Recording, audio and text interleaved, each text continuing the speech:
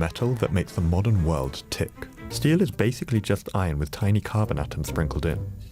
For that, you need to melt down the iron and react it with something like charcoal or coal. This makes it stronger and prevents rust. Imagine a life without it. No cars, homes, gadgets, electricity. But this wonder material that our lives are built around carries a dirty secret that nobody's talking about.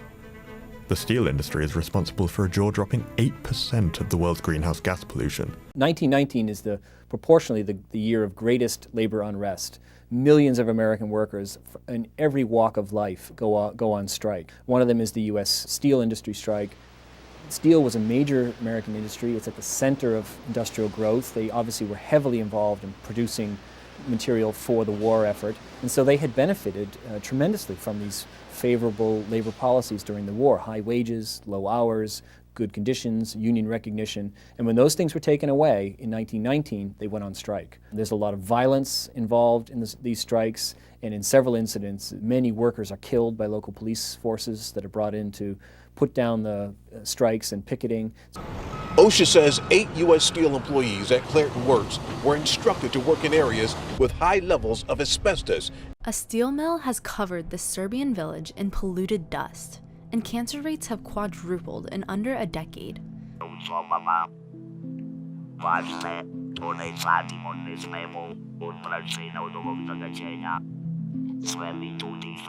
Residents say the greasy dust sticks to lungs, and they want the steel plant to either shut down or stop polluting. The town of Radinac has a population of about 100,000 people. Since 2011, cancer diagnoses have gone from 1,738 in 2011 to 6,866 in 2019. Activists blame the Chinese-owned steel mill that sits only a few hundred meters away. Serbian environmental watchdog group Dvrdana told Reuters that an analysis found the dust contains high levels of heavy metals. OSHA is now investigating after an explosion and fire at the Timken Steel Faircrest plant near Canton. It happened late last night and it sent 3 workers to the hospital. News 5 has been digging all day into this latest incident and the company's history of issues and fines. Clay Lepard tells us it's currently under watch by OSHA. Their lights shined across the 450-acre facility as firefighters contained the damage after a reported explosion Wednesday night at Timken Steel. It was a bad situation last night. Chief Larry Sedlock says when his team arrived, they found boxes on fire all over the plant. Now, a spokesperson with OSHA confirmed to News 5 they have compliance officers on site at the steel manufacturer and are investigating. This marks the latest safety incident at Timken Steel, a continuing problem, so much so that the company was put on notice by OSHA just last month. The Department of Labor recently completed an investigation into Timken Steel and fined the company more than $300,000 for a lack of safety precautions. It came after a 65-year-old employee died while operating a bar straightener machine last December. That all prompted the company to be added to OSHA's Severe Violator Enforcement Program. Timken Steel becomes one of about 700 companies on the list, including about 60 in Ohio. Back in 2016, Kenny Ray Jr., a fire technician at Timken Steel, died of nitrogen exposure. This is unacceptable behavior, and this company needs to be held accountable for it. Other reports at the Faircrest Steel plant over the years include an employee falling more than 40 feet while doing maintenance on a crane, and 2 workers who died after a massive piece of crane fell on them in 2013. Australian mining giant Rio Tinto admitted to blasting a 46,000-year-old Aboriginal heritage site in Western Australia to expand an iron ore mine. Something that we've got a deep connection to has been destroyed. Who says the dust and pollution poses a health risk to a family. This mine is affecting us a lot because of it's not far from us, and every time we don't sleep because that mine is operating 24/7. So we don't sleep because of noise, and it's affecting us the dust. So I'm not happy at all about that mine. Guys, guys, it's me, Comrade Lavender here, another anti-capitalism deep dive YouTube video topic. Today I'm going to do the topic of pure evil, the iron and steel industry files, deep dive into this topic, capitalism, colonization, black history, pollution, wage theft, steel workers' exploitation, worker safety violations, environmental toll, climate change crisis, etc. So let's get started into this video. But before we get started, all my YouTube videos that are related to this topic will be on the screen right now as I speak if you'd like to check them out. So let's get started into this YouTube video topic. Let's start off with the environmental toll and impact of the steel and iron industry. The world produces a lot of steel, over 240 kilos for every single person in the world every single year, about 1,800 million tons in total. We pretty much can't do anything that doesn't somehow require steel, but the environmental toll and impact of steel is enormous. Steel production is one of the most energy-consuming and CO2-emitting industrial activities in the world. The world produces enough steel to build an Eiffel Tower every 3 minutes. That's 180,000 Eiffel Towers in 1 year alone. Side by side, they would go from Paris to New York 3.5 times. Mining of iron ore, the main ingredient in the production of steel and iron ore mined from Earth. Over 2,000 million tons of iron ore is mined every single year. About 95% is used by the steel industry. Iron is the world's third most produced commodity by volume after crude oil and coal, and the second most traded commodity, only beaten by crude oil. The mining of iron ore is highly energy intensive and causes air pollution in the form of nitric oxide, carbon dioxide, carbon monoxide, sulfur dioxide from diesel generators, truck, and other equipment. Mining of iron are also causes of water pollution of heavy metals and acid that drains from the mines. Acid drainage can go on for thousands of years after the mining activities have stopped. Steel production requires large amounts of coke, a sort of coal, which is extremely damaging to the environment. Coke ovens emit air pollution such as naphthalene that's highly toxic and can cause cancer. Wastewater from the coking process is also highly toxic and contains a number of carcinogenic organic material and compound as well as cyanide, sulfates, pneumonia. If steel scrap is melted, the discharge may contain appreciable amounts of oil, grease, and other combustibles that further add to the organic gas and smoke loadings. If the ore is used has appreciable fluoride concentrations, the emission of both gaseous and particulate fluorides can be a serious problem. Now on to the true crime cases involving steel and workers and how they are treated.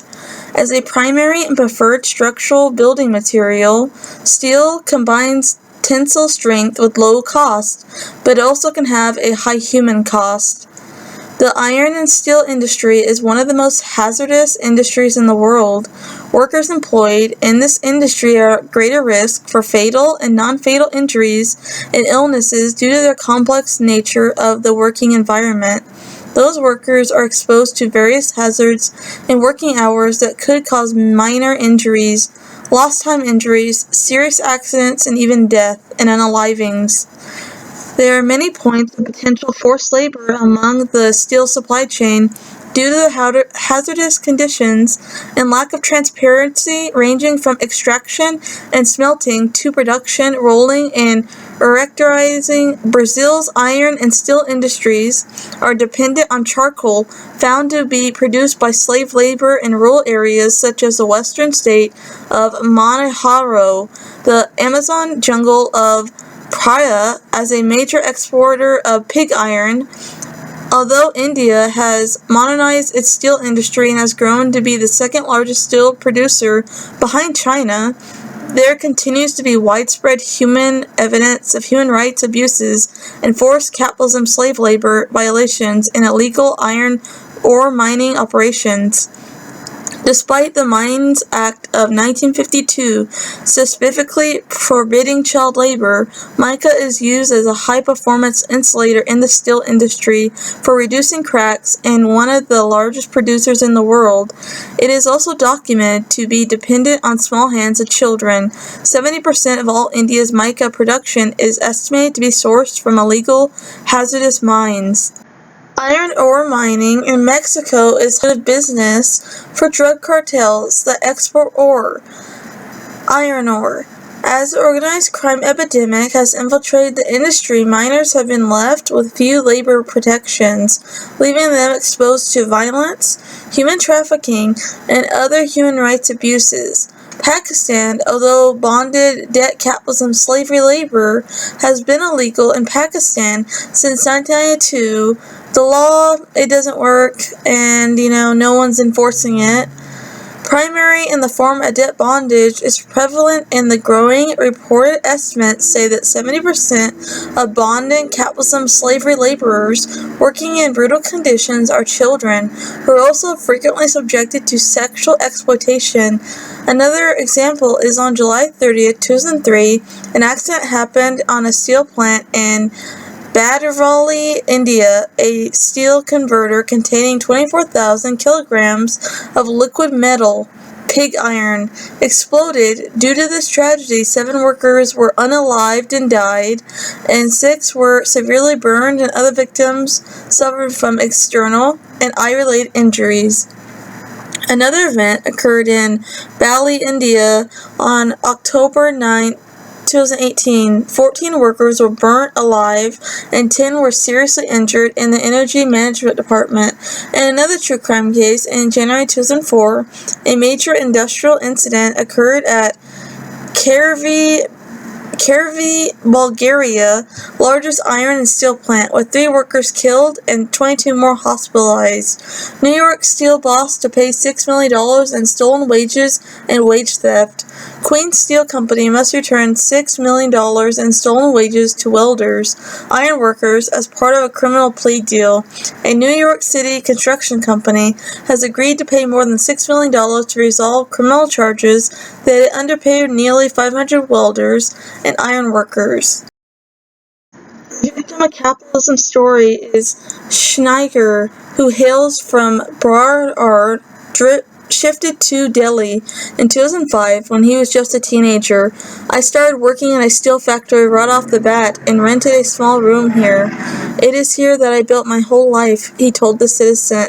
However, in 2017, Sharker lost half his left hand as the machine at the steel factory malfunctioned. I was working and then suddenly the machine started malfunctioning, and before I could do anything, my hand was stuck in the machine, he recalled. He fainted, and he was rushed to a nearby government hospital. He said that the company owners took no responsibility for the accident or for his medical bills. At the steel factories, meanwhile, the workers secretly make the minimum wage, especially after the effect that the pandemic had on industrial activity. Not that the pre-pandemic situation was all that bright. He said that despite going through what he did, he was threatened by the factory owner. Another victim of capitalism, just a few kilometers away from the other victim, 18-year-old Salar Kumar, name changed on request, is standing shyly forced to do child labor due to his family's circumstances. Kumar was working at a factory in 2020. One day while working, the machine malfunctioned. While trying to get the material that got stuck on inside, he forgot to switch off the machine. He was trying to do so, and his hand got stuck, and he lost part of his finger. He said, Kamar, even at a young age, realized what he went through was an injustice and wronged, and knocked on the gates of court. I was threatened, and my father, who owned a slipper shop, could not continue because of the expensive case expenses. Till now, the case is pending, but I have given up all hope for justice, he said. Workers press, cut, and polish steel to create tumblers, bowls, and plates. Overlooking safety concerns, they operate polishing, rolling, and cutting machines, a naked hand without any protective gear. The laborers are hired on a temporary and contractual employment, due to which they have no proper paperwork. Identified as low-skilled hot iron workers, they had few possibilities of getting work outside steel factories. At the same time, they were not only separated spatially in the factory premises, but they also became the sole bearers of darkness, crowding, noise, pollution, and health hazards. Drinking alcohol at work was by no means illegal in the early 19th century, but in fact represented the norm. Shaps distilled workers' senses and awareness of the passage of time, desensitized them to the unbearable heat generated by steel production. Employers explicitly supported their workers getting inebriated and drunk at work. Alcohol numbed the body's natural warning signals and allowed bosses to squeeze every last drop of workers' labor power. At the same time, the generalized alcoholism had a disastrous effect on the procreating solidarity and proved highly effective in preventing strikes for employers. Alcohol also represented a useful source of additional income. The drunkards were not only the ones earning a cut, as many bosses now sold hard liquor directly in the workplace. Essentially every branch of industry managed to earn money from the arrangement. Often, employers distributed snaps directly to as part as their workers' wages. One of the biggest true crime cases was the Memorial Day 1937. Over 80-plus years ago, striking workers in Chicago area were shot by police, and police brutality happened. It transformed the course of labor rights in the United States. This incident, known as the Memorial Day Massacre, is what makes this holiday so essential to American history. The men who were killed and unalived were among 1,500 striking steel workers and their supporters who had marched on a plant owned by the Republic Steel Corporation. They were associated with a new labor federation called Committee for Industrial Organization, or CIO, which in the space of a year had managed, often by audacious and militant strikers, to build unions in a long-time anti-union strongholds like General Motors and U.S. Steel companies. Republic was a powerful company, one of the largest steel producers in the world. It stood at the head of a coalition of corporations, industrial groups, and wealthy people who were intent on destroying the CIO. Republic and other steel producers, known collectively as Little Steel, unleashed a counteroffensive that led to bloodshed. They responded to the CIO's organizing efforts by firing, threatening, and assaulting hundreds of union supporters and categorically refusing to bargain with the union. This was all illegal, but Little Steel's aim was not to abide by the Warner Act, but to nullify it. These practices provoked the strike, which began on May 26 and quickly grew to include 70,000 workers and at least 30 steel plants spread across the industrial heartland. The strikers demanded that the companies respect their rights under the Warner Act, including the right to picket and protest. And so it was the 1,500 people marched to a Republic plant in Chicago, armed with signs declaring their right to protest. Unfortunately for these markers, whose ranks include over 100 women and a fair number of children, workers' lives didn't matter very much for corporate and the government. The marchers were met at the plant gate by 250 members of the Chicago police, who had been fed, housed, and armed by Republic. They sought the marchers, cursed and threatened them, and ordered them to disperse. And then, with no real provocation, the police just opened fire and set upon their injured and stumbling victims with hatchet handles, also given to them by Republic. They beat gravely wounded people and dragged dying men along the ground and out of impoverished ambulances. They arrested scores of people, including mortally wounded men in hospitals. 4 men were unalived that afternoon, 6 more in the days that followed. All striking workers or sympathizers, nearly all were shot in the back. Another 100 were injured, dozens by gunshots and some by blows that left dents in their skulls. Of course, police claimed that they had been defending themselves from a hostile assault by a well-armed force. This is total nonsense. As confirmed by both an investigation, the Little Steel companies were eventually held liable under the Warner Act for assaulting and threatening workers, for firing and blacklisting union organizers and supporters, and for refusing to rehire the strikers when the walkout ended. But ironically, by losing in court, they discovered how little they need to be worried about the Weiner Act in the first place. The penalties they faced were strictly civil ones and didn't amount to much. Republic, who got paid the most, had to pay 3,000 workers several $100s each, on average, for holding them out of work for over a year, and they didn't get paid for 5 years, by which time Republic was rolling in cash from war-related orders. At least 3,000 workers illegally put out of work for over a year got nothing. Black American steelworkers erased. Black American steelworkers' story and their history must be preserved. Their sacrifice and struggle against the apartheid-like conditions in the steel mills and communities surrounding them are rarely, if ever, mentioned in history. The little-known history of Black American steelworkers is a story of racism, grueling work combined with heartbreaking discrimination and unfulfilled potential. It is a story of skilled ex-slaves who worked in iron mills of the South, originally recruited by employers to break the strikes of northern steelworkers. They faced second-class citizen conditions, the hospitality of workers, white workers, and their unions. Before the Civil War, more than 2,000 slaves worked in the iron mill in the South, created a skilled workforce the northern iron companies were quick to exploit after the war. The power of enslaved iron workers at the Cadon furnace. DNA from enslaved iron forge workers linked to 42,000 living descendants in the United States. An unprecedented study and traces to genetic lineage of the 19th century slaves buried in unmarked graves in Maryland, opening a new patch for African Americans to identify their family origins. Shipbuilding was interconnected with another significant wood guzzler, iron production. Iron provided weaponry and structural support for many ships, but manufacturing it required large furnaces that burned through various amounts of firewood. By the mid-18th century, England simply did not have enough timber or wood within its borders to sustain a domestic iron supply industry. The ruin of England's forests brought an incredible opportunity to capitalist pigs to cash in on America's northeast and mid-Atlantic regions. Iron had become a way of life in western Maryland, Mocassee River Valley. The African mining tradition also gendered division of labor. While men traditionally performed the smelting and the smithing, women and children are responsible for labor-intensive tasks such as mining ore in the surrounding area and preparing it for transport.